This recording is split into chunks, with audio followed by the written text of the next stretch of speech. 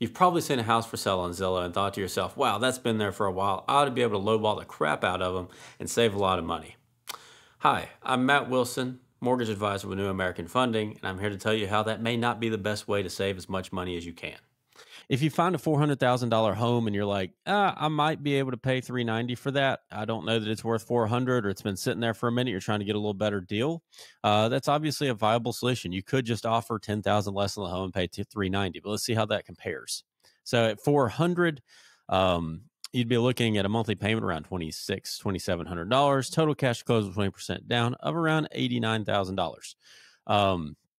If you were to go in at 10K lower, then your loan amount is going to drop a little bit. Your payment's going to drop by about 50 or $60, and your cash to close is going to drop just a little bit because 20% of that is going to be a little bit lower. But is that the best way to save money? Let's check this out. So if you were to instead have the seller pay $10,000 in your closing costs, like if your cash to close was a little bit tight, what you were going to have from selling your previous home or saved up or whatever, you could do that. And that would obviously knock you down to about $79,000 instead of $89,000. Give you the opportunity to buy some more furniture or pay more moving expenses or just have a bigger emergency fund in case some crap happens, because ultimately I would personally rather have $10,000 extra dollars as opposed to have $50 a month lower on the payment. But there is another thing you could do.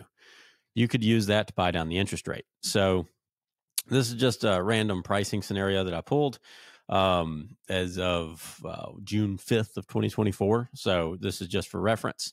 But the closest thing to no points might be 7.625.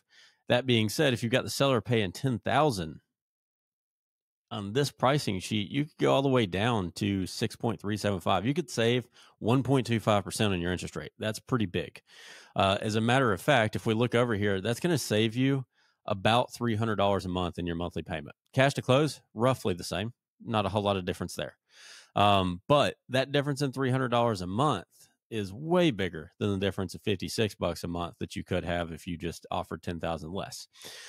But wait, there's more. If we go over time, it's actually going to save you more money by about $6,000 to have them buy down the interest rate and have the larger loan amount. You would save $3,000 over just a normal list price overall in interest and such, but you would save about $10,000 if you had them buy down the rate for you instead. But if you stretch that over the 30-year life of the loan, this is where the magic truly happens.